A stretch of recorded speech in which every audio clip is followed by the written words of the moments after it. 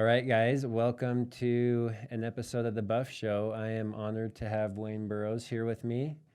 This is his he said his first and only internet exposure that he's going to have because he's not out there on social media or anything. So, Wayne, thank you for honoring us with your time and your presence today. Wayne is our radon expert here in northern Utah. So, anytime I run into radon issues, I'm always calling you, hey, like we need a quote on this or check this out. So the main reason I wanted to have you on is I think radon is a subject that, like, before I got into real estate, I had no idea what it was. I even after being in the industry for so long, I still feel a little bit oblivious. Like I haven't tested my own home because I'm like, I'm on a slab on grade. I don't need a test, but that's not true. So anyways, we're just going to go into it. Maybe tell us a little bit about you, who you are, your background, and what you do. So I've been doing radon mitigation for about 11 years now. So I've got a pretty good amount of experience. Yeah. Originally, when I started, there was maybe 8 companies. Now there's probably up in northern Utah. Now there's probably up close to 20 companies. Okay. Some of them are one person job installers, but there's about 3 of us that are larger companies. Larger. Okay. So what is radon? So radon is an inert gas that's naturally occurring. It is from decaying granite and uranium. And when they build a home, whether it's a basement, a slab on grade, or a crawl space, when they build the home, it creates a low pressure and draws the radon into the house. Yeah. Is that just because of whether it's a crawl space, like you kind of create this cavity and then the gases just kind of fume in there? Or the home itself creates low pressure. So naturally coming up out of the soil outside before they create a home is about 0.4 picocuries. Okay. When they build a home, you don't know what it's going to be until you test. Right. I've seen crawl spaces that a person will test in their crawl space and they might be 16. Wow. But they test in the living space above and they can be under 2. Wow. So just because you have high levels in your crawl space doesn't necessarily mean it goes up It's getting into the your main house. part of the house. Yeah. But every home's different. So why are we worried about radon? It's in the air. What's to worry about? So radon can cause lung cancer. So the gas itself is inert, so it's not harmful. But the radon molecule, in its half-life, it explodes. When it explodes, it shoots out an alpha particle that, if it's in your lungs, pierces your lung. And if it hits the DNA and damages the DNA, that's generally when your lung heals itself, that it can mutate and become cancerous. It also, when it explodes, leaves beta radiation and gamma radiation in your lungs that eventually break down into a lead molecule. Interesting. So you're putting heavy metals into your lungs. It's all microscopic. Yeah. And it's a long-term exposure effect. Right. You know. And it's like the only way you can find out if it's there is by testing. Correct. Because to test your home. It's odorless. It's sightless. Yeah. And don't they say it's like even worse than? Is it worse than cigarette smoke? I guess it depends on the levels. But Now they say that if you have a level of 4 picocuries, it's like smoking 8 cigarettes a day. Serious. And that's the pollutants that put into your lungs from the radon. Not the bad chemicals that are in tobacco, but just the pollutants. Yeah, that's crazy. Because I just had the house tested last week, and it was 17. Yeah. So let's talk about the scale. You have a house tested. What's the level that you're trying to watch out for? Anything under? So 4 is the EPA action level. Okay. So most real estate transactions go off that. So if they're 4.5, if the people test, then you'd put a mitigation system in, and generally the guaranteed level post-mitigation would be 2.7. Okay. Or picocuries or lower. Gotcha. If there's gravel underneath the slab, that's when you see the biggest improvement in how much the levels drop. Okay. And what does the testing process look like if somebody wants to have a home tested? So it depends. You can get a charcoal test kit from the state of Utah. Was the least expensive way to get them, and test on your own. You set it out for 48 to 96 hours, then you mail it into an independent lab, and then they read the radon levels in the charcoal that's in the kit, and they give you what your level is. Mm-hmm. You can also do it, which is usually what happens on real estate transactions, with what they call a CRM, a continuous radon monitor, Mm-hmm. that reads the levels every hour. Mm. So that as soon as you take Get it out it. of the home, you can upload it into computer and have the levels. And you have to have that in there. Is it 48 hours that those have So to be minimum of 48 hours. Okay. Yeah. Yeah, so that's a thing that we always watch out on transactions is like, when's our due diligence up, and making sure we get that radon result back by the time before due diligence is up. So if it is high, we can negotiate with the sellers Correct, as needed. And those charcoal tests, I mean, you're probably a week or two because you have to You're send looking it in. usually 10 to 14 days. Okay. And if you did a charcoal test on a real estate transaction, you need to do 2 of them side by side Oh, and yeah. send them both in. Yeah. So there's so many people that, I mean, most home inspectors offer radon. There's a bunch of other companies that do the installations that offer it. It's easy to find somebody to do radon testing. What would you say is an average price for that 48-hour test for somebody to do? Most of them are about $150. $150. I think that's what I've seen. So you just have to keep in mind it takes 48 hours and make sure that's within your contract timelines. I was always under the understanding that, oh, it's just homes with basements that are like in the ground that really need to be tested. And I've since learned that, no, it's any home, like slab on grades, crawl spaces, any home can have radon. And ours is slab on grade. I've never tested one of my properties for radon. And I always advise my clients to do so. So maybe we'll have to get you up and have you test my house. Okay. But so let's say it comes back. If it comes back under, you're like, great, this is awesome.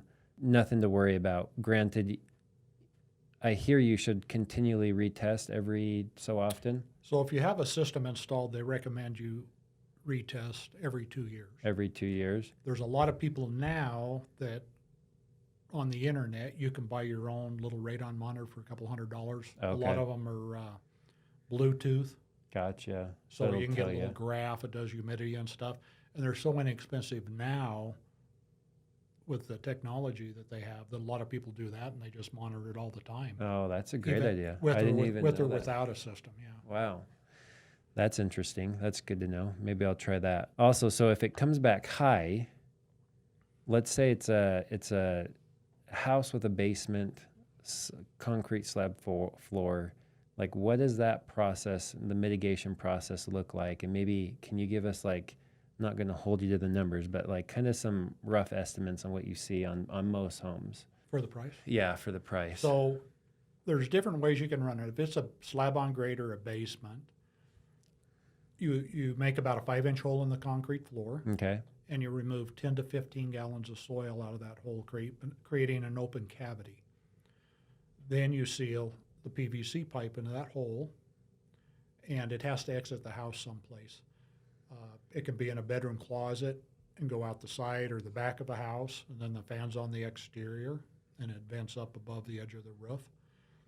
Or a lot of times you can do it from a closet or a mechanical room, run it up into the garage, up the garage wall into the garage attic, and then discharge through the roof. The Okay. fan's up in the attic. So that's the quietest way, if it's Mhm. possible to do it, is and you don't see it on the outside or anything. Yeah, and your fan's in the attic. But you need power to it, right, too? Correct. So if you run in the attic, you can usually get the power from the garage door opener, Okay. or sometimes if they have a living space above the garage, you can run it into a bedroom closet and then up into that attic. Gotcha. Then you can get the power off of smoke detector in the newer homes. Okay. Sometimes they got to hire an electrician Right. to have that installed. If it's on the outside of a house, we take an outlet that's on an exterior wall by where the fan's going to be, pull it out, connect a wire, drill a hole from the inside of the house to the outside, and put on a weatherproof box with a switch Gotcha. for power for the fan. Okay. No, that's awesome. And so you core drill and then you get a pipe running up through the house. Yeah, a lot of times you can go out through the rim joist, so you Okay. don't have to core drill. Some homes, Gotcha. you get into older homes, they always seem to have a floor joist right at the edge of the foundation in the living space, so you can't go through those unless Right. they're a big TGI. Right. So you have to core drill the foundation, Gotcha. and that's an additional charge to do Okay. that. So most transactions, it seems like in the past, are anywhere from $1,500 to $2,500. If it's Yeah, a it's probably base. probably for a regular home, you're going to be, even if you have to core drill, it'd be anywhere between 16 and 2,000. Okay. So that'd depend if it's a little bit higher if you go inside, keep it inside the house first, go into the exterior, Mm-hmm. and then the core drill's extra. So Gotcha. for a Yeah. normal home, you would normally wouldn't be above 2,000. Yeah, I've been impressed because like it seems like I think a lot of people feel like it'd be a lot more, but yeah, a couple grand seems to normally do the trick. And I guess it depends on the size of the house. If it's super big, I don't know if there's a size where you need two systems.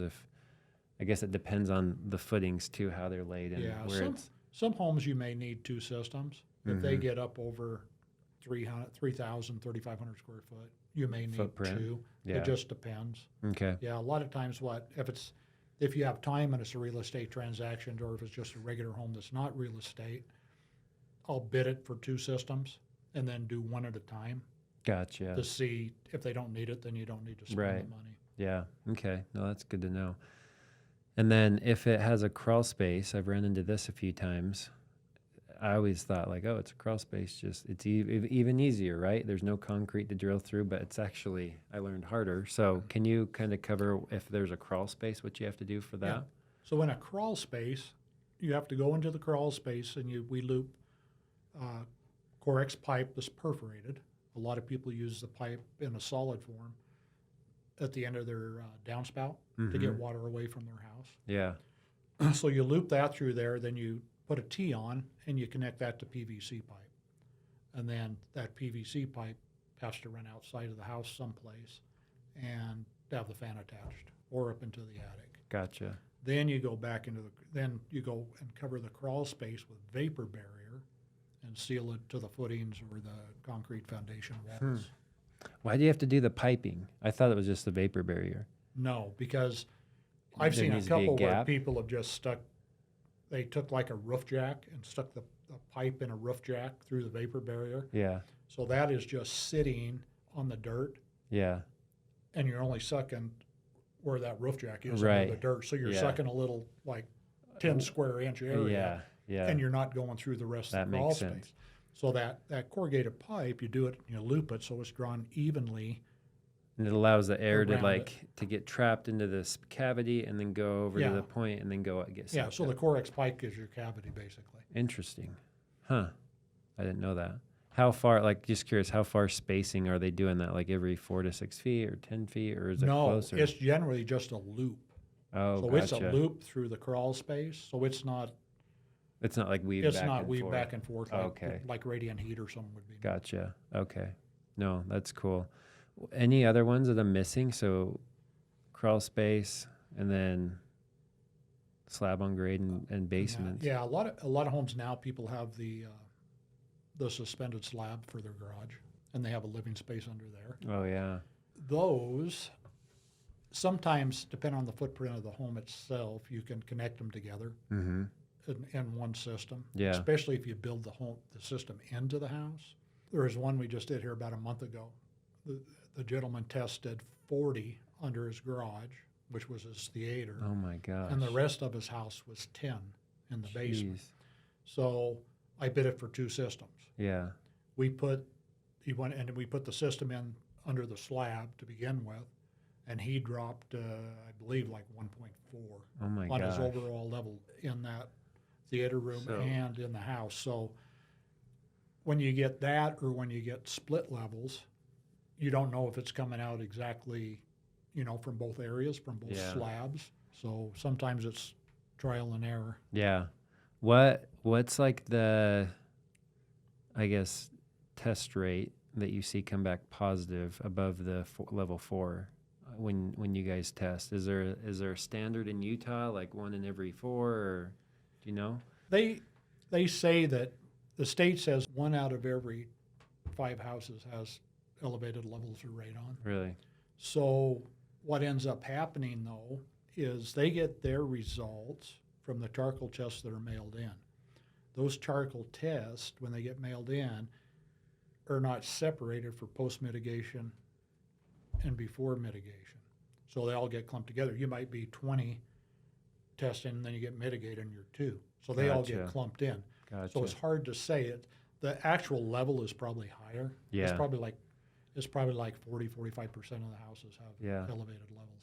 Yeah, I would agree with that. Yeah, and it's interesting. Like, just because your neighbor's house has high levels of radon doesn't mean your house Correct. will too as well. Like, it's like you can't even categorize it in areas. Like, it's just like you have to test every house to see, and then it can change over time as well. I feel like I see at least 30 to 40, maybe 50% come back Yeah. high with radon. And that can depend on the area Yeah. also. Have you noticed areas that are higher, like in Utah, than others? Probably the worst I've seen is east of the I-15 up Yeah. in Willard Perry. Oh, really? They're like, most of them are pretty high. I guess there's a They lot start of higher and the rocks go and higher. granite up there. Yeah, I don't know what it is there. Also, if you're familiar with the area, there's that subdivision across from Smith and Edwards. A lot of those houses in there I've had by high. Smith Park are real high, yeah. Huh. Interesting. No, this has been super helpful. I'm trying. Is there anything else I'm missing that you feel like people need to know about radon or the process or? I guess the other thing, if you have an existing home, I guess, if you do an addition, you definitely want to test.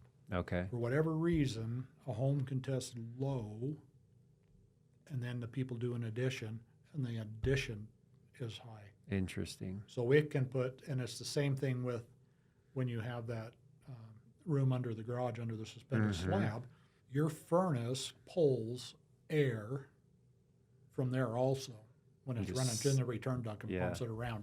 So it's not just like, oh, I'm high, and you think it's your basement area. It could be that area that it's drawing the air from. Same on an addition. Have you seen people where they had really high levels of radon and they're like complaining about health stuff, and then they got something put in and then they're like, oh, I actually feel way better? Like, have people noticed differences in like the way they feel after having it done? I haven't necessarily heard anything like that. I've heard people say that the air in their home feels lighter. Yeah. I don't know how feels that lighter. would be. Yeah. But these systems also draw out any other soil gases. It's not just radon. So if you have another soil gas, it draws that out. The Hill Air Force Base uses them down through Sunset. Years ago, they had chemical ponds on the base that got breached. So there's a plume that goes down through Sunset. Yeah. Well, the government monitors that, and if it starts to elevate, they put the same systems in the homes out there so that those solvent fumes don't come into the house. Interesting. Huh. I didn't know that. So there's additional, I mean, it's not just radon. It helps the airflow throughout your house altogether. Well, and a lot of people don't know, but a lot of your air that's in your home comes in through the slab, through the basement and up. Yeah. Versus just if you got your house closed, they're pretty tight anymore. Yeah. One other question. When you're having it tested, are there rules to like how often you should be opening and closing doors? Because I know that can, like a vacant house is definitely going to test higher for radon than one that's lived in. It's minor. Okay. Radon does not build like carbon monoxide. Okay. Radon comes in and breaks down. So it has a half-life of 3.8 days. So it continually comes in, breaks down, and turns in eventually to lead. There could be other soil gases that may come in and last longer, but radon doesn't. Having the home closed up could affect it a little bit, but probably not a whole bunch. Gotcha.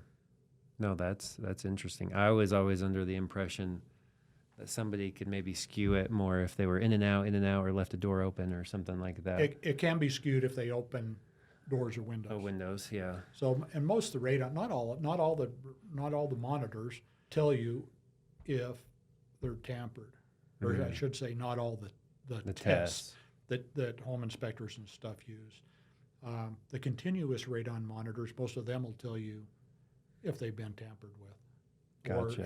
And a lot of them give you the temperature and humidity. Yeah. So if somebody opens a window, you It- can tell, because most basements, they only change like 4 or 5 degrees Yeah. between day and night. So if you got like a 15-degree change, Right. you know something happened. Yeah.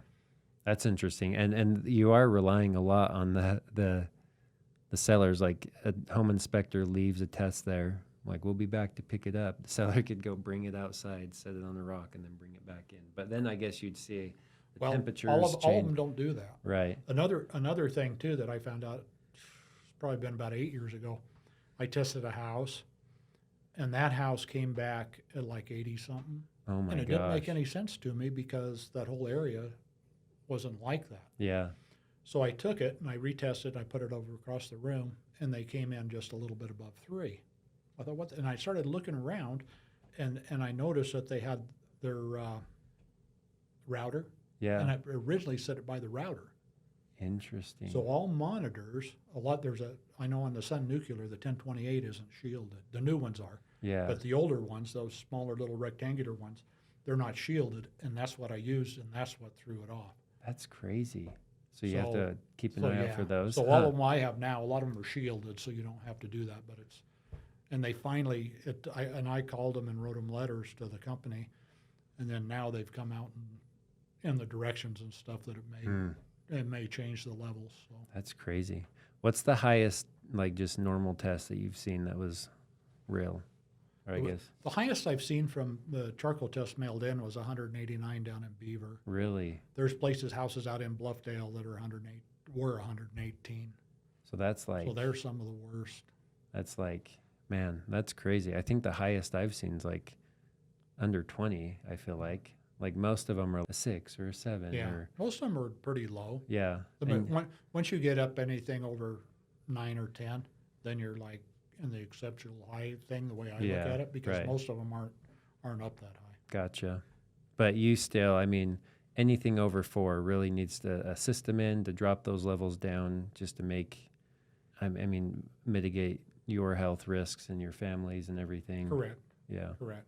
Especially if you're going to have children down in the basement. Yeah. And another thing that you need to watch for is if you're buying a new home with an unfinished basement, and if the mechanical room is not enclosed with a door and everything, that when you can test, and you might test low, then when you finish the basement and close that, you might test high. Because it's Be- pumping the air around. It's because of the, unless you have everything that's high efficiency in your furnace and your water heater, you have a combustion air duct that's pumping fresh air into the Oh, yeah, that makes sense. Yeah. into the mechanical room, and the only outlet that has power is in the mechanical room. So a lot of people will put their monitor right there in the mechanical room, and it has that fresh air dumping in on it. And once it's Closed off. framed in and everything, the levels jump. Interesting. Yeah. So- So you almost, I mean, it's probably not a bad thing to get one of those ones online that you were talking about, or just having a test done every few years as things change and just to make sure that you're good. Because it is crazy. It's a gas that you can't smell. Like, it's odorless. You don't know it's there until you start having health issues. So Well, and then usually by then, unless you get lucky, most people that get lung cancer from it are stage 4. really, So, yeah. oh my gosh. Yeah, that's crazy. Well, I know what I'm going to be ordering today. So, well, Wayne, this has been helpful. Anything else that you want to add in there, or? No, I think that's pretty good on Yeah. just a basic thing. Yeah. you No, know, I mean, I've been doing this a long time, and I even learned some new stuff as well. yeah. If you have a client that has questions, then you can get a hold of me. And Okay. Perfect. Yeah, we we can always get them answered because I'm still learning stuff on it now. That right. You see different things, and you think, well, how can that even be like that? Because a lot of it's not logical. Right. You know, Yeah. it's different. Well, you guys have been awesome to work with, and I appreciate all your insights and your expertise and helping us and our clients out. So thanks for jumping on today and getting out on there on the internet for us. Thanks for having me. Thanks.